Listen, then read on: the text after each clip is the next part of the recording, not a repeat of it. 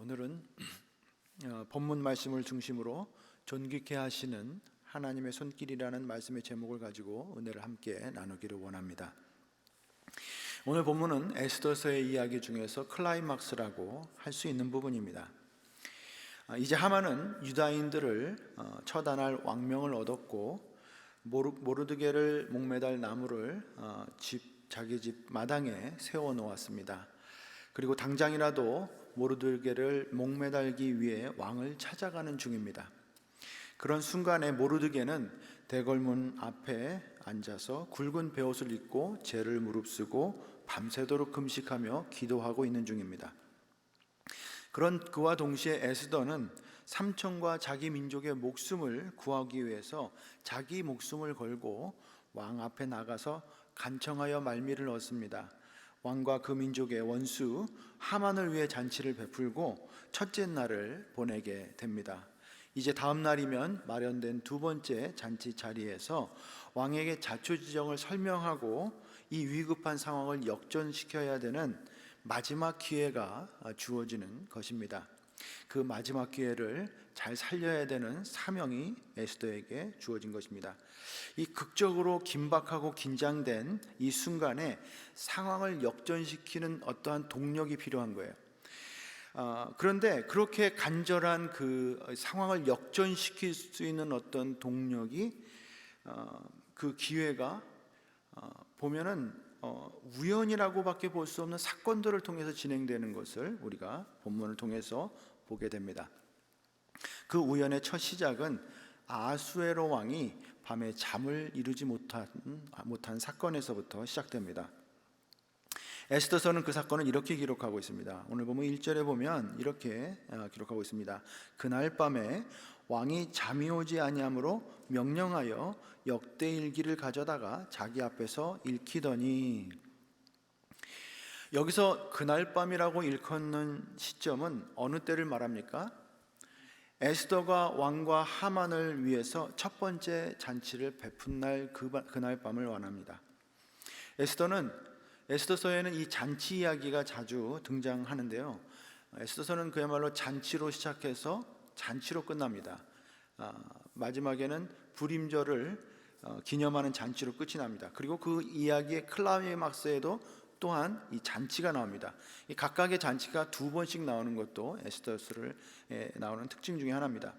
그런데 이 첫 번째 에스더가 준비한 잔치에 참여해서 술과 음식을 잔뜩 먹은 왕이 밤에 오히려 잠을 자지 못했다고 합니다. 그래서 잠을 자지 못하고 설치었다는 것이 우연치고는 뭔가 석연치 않은 부분이 있습니다. 우리말 표현으로 하면 왕이 문득 그냥 잠을 설친 것처럼 표현되어 있지만, 이 원어적 표현을 보면 왕의 잠이 달아나 버렸다 이렇게 표현되어져 있습니다. 그러니까 누군가 술과 포만감에 그 쏟아지는 왕의 잠을 쫓아낸 거예요. 왜 이런 일이 벌어졌을까? 우리는 기록을 보면서 왕의 잠을 쫓아낸 그 배후에는 하나님이 있을 것이다라는 것을 어렵지 않게 짐작할 수가 있습니다. 왜요? 이 상황이 성경에 기록되어져 있기 때문입니다. 그래서 이 상황을 우리가 좀 더 오늘 요즘 유행하는 표현으로 하면 이렇게 말할 수 있을 것 같아요. 우연이라고 쓰고 섭리라고 읽는다. 우리는 이렇게 꼭 성경에 쓰여진 사건이 아니라도 우리 삶 가운데 벌어지는 수많은 사건과 사고, 우연처럼 보이는 그런 사건과 사고 가운데서 우리는 그 우연적인 사건을 통해서 하나님의 섭리를 읽을 수 있어야 됩니다. 그런 영적인 지혜가 우리에게 필요합니다. 그런데 살다 보면요, 이게 사실은 쉽지가 않습니다. 제 인생에 벌어진 사건 중에서 가장 기억에 남는 사건을 꼽으라면 저는 단연코 한국의 그 IMF 경제 대란을 꼽습니다. 왜냐하면 그 타이밍이 굉장히 기가 막혔거든요. 아시는 대로 IMF가 1997년도에 터졌죠. 제가 그런데 1998년에 대학을 졸업했습니다. 한국에서 그 시절을 겪어보신 분들은 아시겠지만 IMF 사건은 1997년보다 1998년이 더 심각했습니다. 왜냐하면 1997년에는 IMF를 전부 다 처음 겪다 보니까 이 IMF가 뭔지를 잘 몰랐어요. 그래서 그냥 잠시 소란스럽다가 지나가겠거니 그렇게 워낙 막연하기도 하고 정보도 부족해서 그냥 막연한 낙관론이 있었던 것이 사실입니다. 그런데 98년에는 이 상황이 정말 심각하구나 하는 것을 사람들이 깨닫게 됐어요. 왜냐하면 정말 이름만 대면 알만한 회사들과 은행들이 줄줄이 부도가 나서 망해 나가는 거예요. 그러니까 회사들이 전부 다 긴장하기 시작하고 국민들이 모두 긴장하기 시작했습니다. 그래서 그 순간 제일 먼저 얼어붙은 것이 뭐냐면 고용시장이었어요. 모든 회사가 한순간에 고용의 문을 다 닫아버린 거예요. 저는 그때 정말 눈앞이 캄캄했어요. 제게는 특히 억울했던 게 예정대로 하면 제가 97년도에 졸업을 하게 되어 있었습니다. 그런데 좀 더 스펙을 쌓아보겠다고 미국에서 한 학기 군대 제대한 후에 한 학기 휴학하고 미국에 6개월간 어학연수 하고 간 게 화근이었어요. 미국에서 어학연수를 6개월 하고 돌아가니까 졸업 연도가 98년이 된 거예요. 아니 어떻게 상황이 꼬여도 이렇게 꼬일 수가 있습니까? 그래서 그런 우연한 타이밍에 벌어진 일들을 참 이해하기가 어려웠어요. 그래서 그 일에 대해서 하나님께 수도 없이 물었던 기억이 납니다. 왜 하필이면 꼭 그때 그 IMF가 터지게 하셨습니까? 하나님께 수도 없이 물었어요. 정말 최소한 7년 이상은 물어본 것 같아요. 하나님께. 그런데 그것이 하나님의 뜻과 섭리였다라는 사실을 이해하고 받아들이는데 참 오랜 시간이 걸렸습니다. 아마 모르긴 몰라도 여러분의 삶 가운데서도 이런 사건 사고들은 여러 있을 것입니다. 요즘 코비드 때문에 미국에서도 대학 졸업하는 학생들이 잡을 구하기가 어렵다고 합니다. 정말 기가 막힌 타이밍이죠. 오늘 이 왕의 잠이 달아나게 한 것은 우연일까요? 아니면 하나님의 섭리일까요? 에스더에서는 하나님의 이름이 단 한 번도 거론되지 않습니다. 그리고 이것이 하나님의 뜻으로 난 것이라든지 아니면 어떤 말씀을 이용하는 구절조차 없어요. 그래서 왕의 잠을 깨운 것이 누군지 사실은 알 길이 없습니다. 그런데 왕이 왜 하필이면 그 밤에 잠이 달아나 버렸는지 알 수 있는 힌트가 에스더서의 한 군데 앞에 나옵니다. 앞에 4장 끝에 보면 에스더가 왕을 위한 잔치를 준비하기 전에 삼촌 모르드게에게 요청한 것이 있어요. 무엇입니까? 바로 금식 기도입니다. 이렇게 요청합니다. 당신은 수산성에 있는 유다인들을 모으고 나를 위하여 금식하되 밤낮 3일을 먹지도 말고 마시지도 마소서. 나도 나의 시녀와 더불어 그렇게 금식한 후에 규례를 어기고 왕에게 나아가리니 죽으면 죽으리이다.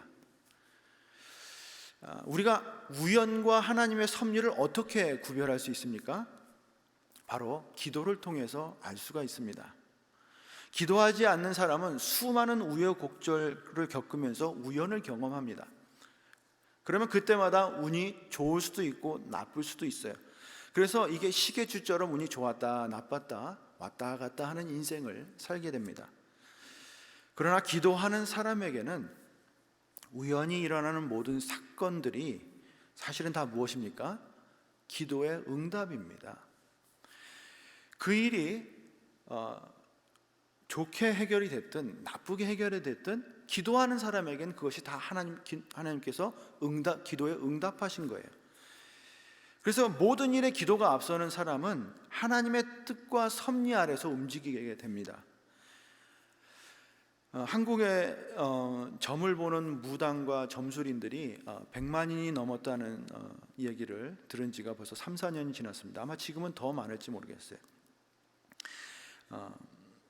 그거는 무엇을 말해주냐면 그만큼 점괘를 보는 수요가 많다는 거예요. 점을 보러 다니는 사람이 그만큼 많으니까 100만이 넘는 그 역술인들이 먹고 사는 거 아닙니까?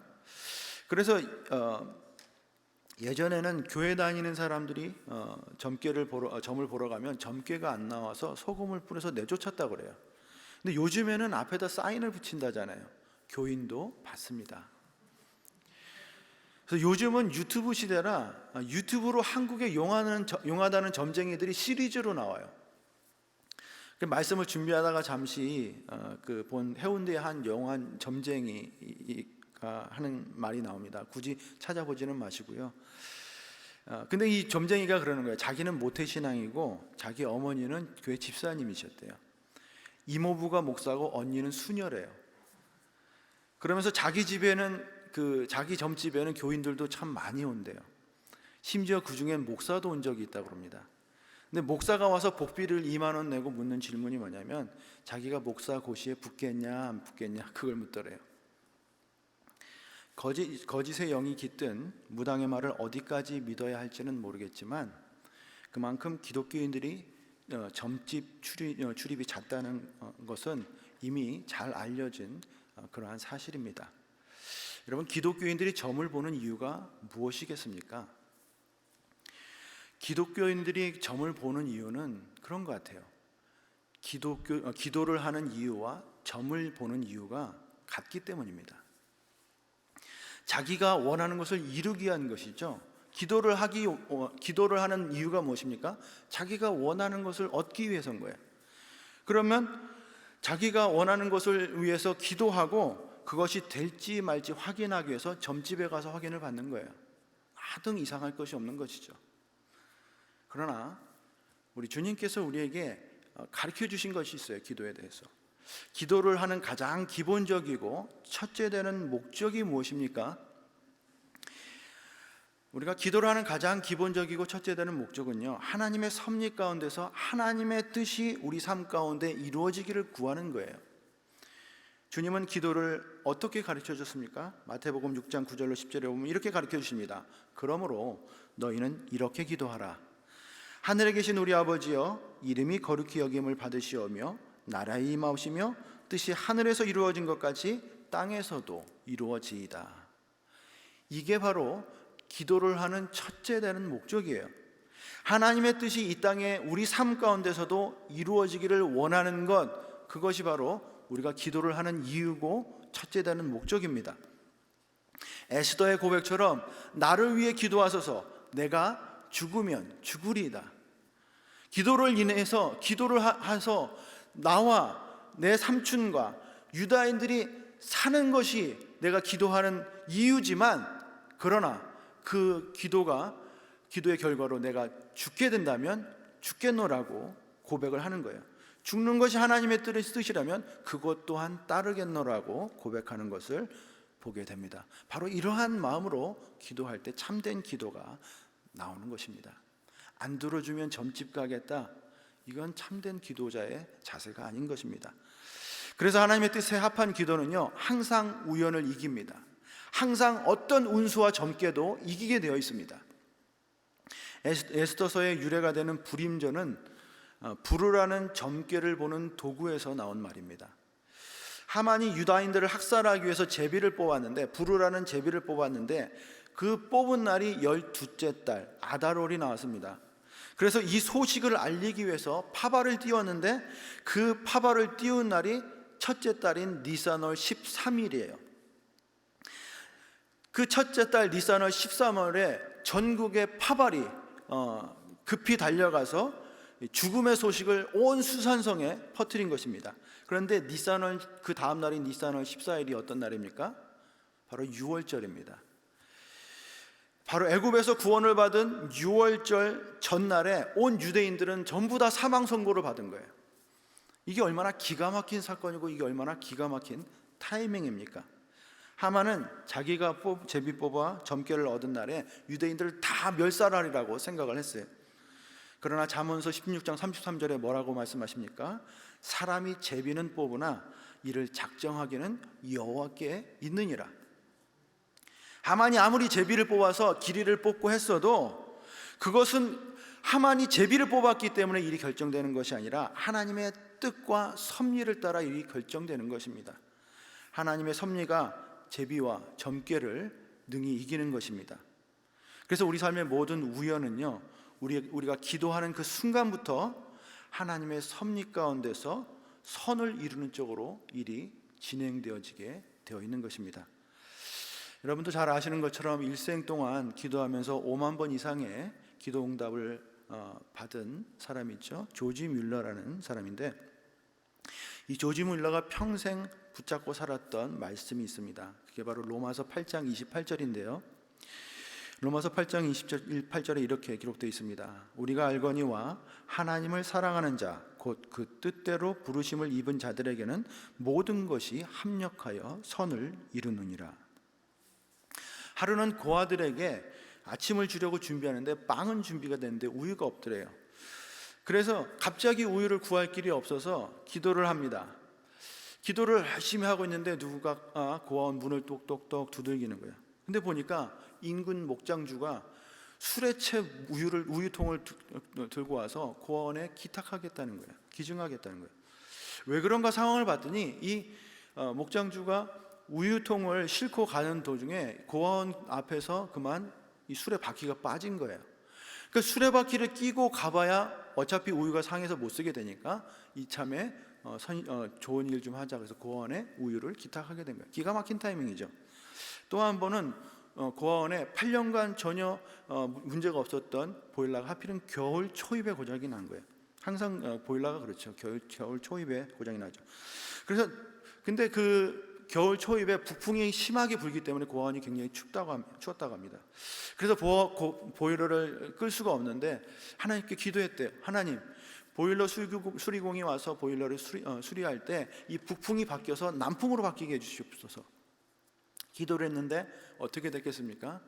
아니나 다를까 보일러 수리공이 오는 그날 갑자기 바람의 방향이 바뀌어버린 거예요. 그래서 남풍이 불어서 보일러 수리하는 동안에 보일러를 꺼도 전혀 문제가 없었다고 합니다. 이런 기도의 응답이 우리가 보기엔 우연인데 이런 기도의 응답이 5만 번 이상의 기록으로 그 일기장에 남아있어요. 한두 번도 아니고 5만 번의 우연이면 이건 우연이 아니라 필연이죠.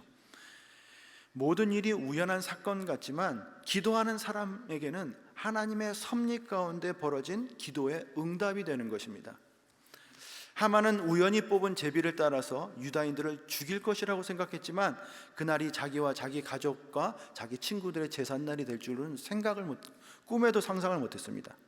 그에게 벌어진 모든 일들은 우연이고 운수입니다. 하필이면 모르드게를 매달기 위해 장대를 세운 날에 하필이면 왕이 잠을 깰 일은 뭡니까? 하필이면 그때 왕이 역대일기를 꺼내들 건 또 뭐예요?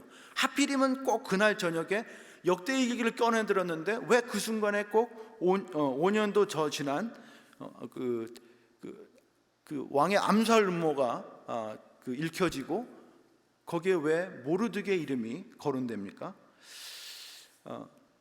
그 모든 기록을 읽고 왕이 묻습니다. 이 일로 인해서 모르드게에게 어떠한 상이 주어졌느냐? 아무 상도 주어지지 않았대요. 그 순간 왕이 부릅니다. 4절에 보니까 왕이 이르되 누가 뜰에 있느냐 하매 마침 하만이 자기가 세운 나무에 모르드게 달기를 왕께 구하고자 하여 왕궁 바깥들에 이른지라. 마침 그 순간에 하만이 그 꼭두새벽부터 왕궁 앞에 선 거예요.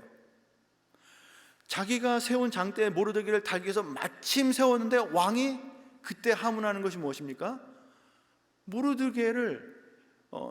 모르드게의 공로를 세우기 위해서 묻는 거예요. 그 이른 아침에 정말 다른 사람도 아닌 하만이 그 왕의 부름에 응답했다는 게 정말 기가 막힌 우연 아닙니까? 그런데 사실은 이 모든 우연의 일치가 무엇입니까? 바로 에스더가 죽으면 죽으리라 고백하면서 드린 금식 기도의 응답이었던 거예요. 하만에게는 우연의 일치지만 에스더에게는 뭐예요? 기도의 응답인 거예요. 그래서 믿는 자는 삶 속에서 모든 일어나는 우연한 사건들 속에서 하나님의 섭리를 읽습니다. 하나님의 뜻대로 이루어지고 있다는 사실을 깨닫게 됩니다.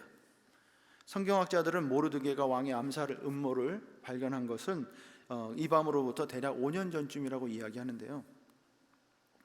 2장에 이 내용이 나오는데 오늘 본문에도 나옵니다만 내시 2명이 아하수르의 왕을 암살하려는 모의를 하는 것을 모르드게가 우연히 듣게 됩니다. 매번 에스더의 안부를 물으러 가는 도중에 듣게 된 거예요. 그래서 그 사실을 에스더에게 알렸고 에스더는 왕에게 알려서 암살을 모면하게 됩니다. 그런데 그런 큰 공적을 세우고서도 모르드게에게 그 어떤 포상도 내려지지가 않았대요. 보통 사람 같으면 이런 상황에서 어떻겠습니까? 아마 분을 내고 굉장히 섭섭했을 거예요. 왕에게 탄원서를 내든가 그런 자기 공적을 알아주지 않는 왕에게 아무런 얘기도 하지 않는 에스더를 또한 달달 볶았을 거예요. 아니 내가 어떻게 내가 한 일을 아무도 알아주는 사람이 없냐고 한탄하며 탄원했을 것입니다. 말 그대로 모르드게는 누굽니까? 왕가의 그 외척의 수장 아닙니까? 대단한 권력을 가지고 있는 사람이에요. 충분히 알력을 넣어서 왕을 움직여서 자기에게 포상할 수 있도록 할 수 있는 능력을 가진 사람이에요. 그러나 그는 그 상황을 잠잠히 지나간 것입니다.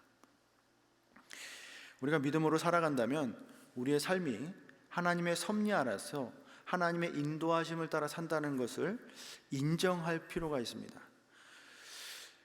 우리가 하나님의 섭리 가운데 우리가 살아간다는 것을 인정하고 있다면 누가 우리의 공적을 좀 알아주지 않아도 묵묵히 받아들일 수 있는 영적인 여유가 좀 있었으면 좋겠어요.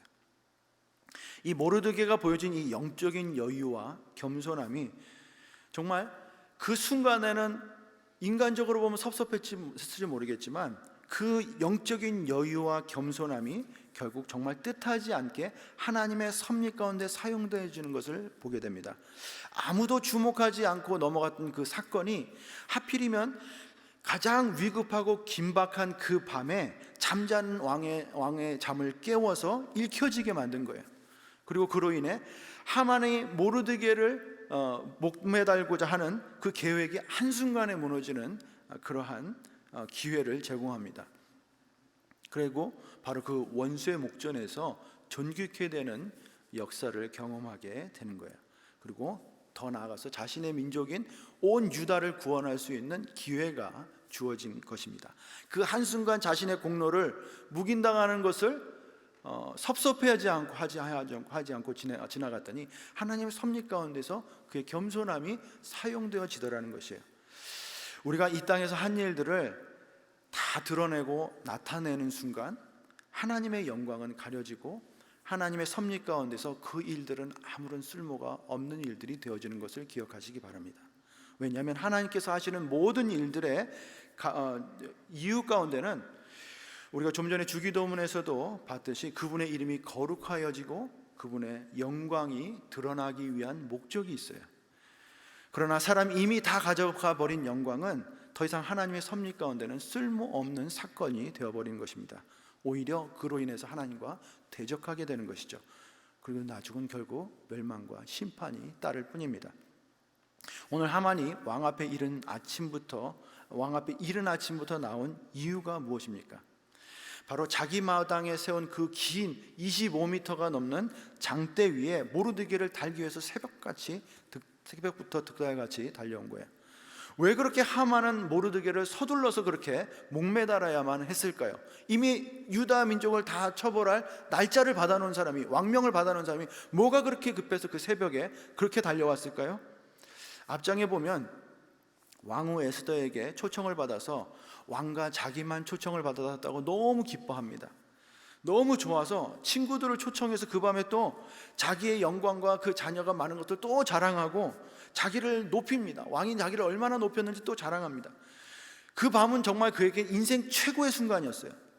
그런데 그 인생 최고의 순간에 그가 바라본 것은 바로 자기에게 자기 인생 최고의 순간을 알아주지 않고 엎드려서 눈길 한번 주지 않는 그 모르드게였어요. 그래서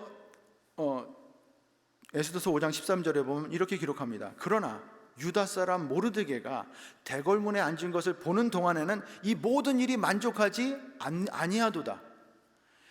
모든 사람이 인정해 주는데 자기를 인정해 주지 않는 단 한 사람, 그 사람 때문에 하만은 자기가 누리고 있는 인생 최고의 순간이 망가져 버린 거예요. 이게 인간이 가진 교만의 모습입니다. 모든 것이 다 잘 풀리고 모든 사람이 자기를 인정해 줘도 자기를 인정해 주지 않는 그 한 사람 때문에 자신의 자신을 인정해주지 않는 그 한 사람 때문에 무너져 버리는 거예요. 그래서 교만은 사단이 하나님의 영광 가운데 있는 성도들을 무너뜨리는 가장 강력한 도구입니다. 이 교만이 들어가면 그 좋은 신앙인도 한순간에 무너져 버려요. 뭐 다른 거 필요 없습니다. 그저 불평하는 성도 그 옆에 한 명만 붙여주면 되는 거예요. 얼마나 쉽습니까? 아무리 은혜 받고 아무리 말씀을 읽고 성경의 모든 진리를 깨달았어도 그 옆에 지나가는 소리로 툭 지가 알면 얼마나 한다고 한마디만 던져주면 되는 거예요. 그러면 그 한마디에 와르르 무너지는 겁니다. 아무리 기도 열심히 하고 눈물 콧물 다 빼고 나왔어도 자기가 기도하면 얼마나 한다고, 그 한마디면 기도하면서 받은 모든 은혜가 묵상한 말씀이 하나도 생각나지 않고 괘씸해지는 거예요. 한순간에 무너져 버리는 거예요. 이것이 얼마나 영적으로 큰 낭비입니까? 결국 하만은 그 한 사람의 멸시를 참지 못해서 자기가 멸시한 사람이 탄 말을 이끄는 마부 신세로 전락하는 것을 보게 됩니다. 그리고 하만은 자기가 분을 풀기 위해 세운 장대 위에 자기가 메어 달리게 되는 심판을 받게 됩니다. 사랑하는 성도 여러분, 하나님께서 여러분을 그분의 영광 가운데 들어 올리시고 함께 하기를 원하십니다. 우리는 하나님의 영광을 위해서 창조되었다고 말씀하십니다. 그것은 그분의 영광에 참여할 수 있는 은혜도 허락해 주시겠다는 뜻 아닙니까? 하나님께서 그분의 영광을 나누시기 위해서 찾는 자리는 항상 엎드리고 낮아지는 그러한 사람들의 눈에 띄지 않는 그런 자리인 거예요. 그런 자리를 찾아서 가서 사람들에게는 눈에 띄지 않지만 하나님께는 발견되는 것입니다. 사랑하는 성도 여러분, 저와 여러분은 그런 사람에게 발견되는 자리가 아니라 하나님께 발견되는 그러한 낮은 자리에 있기를 주님의 이름으로 축원합니다.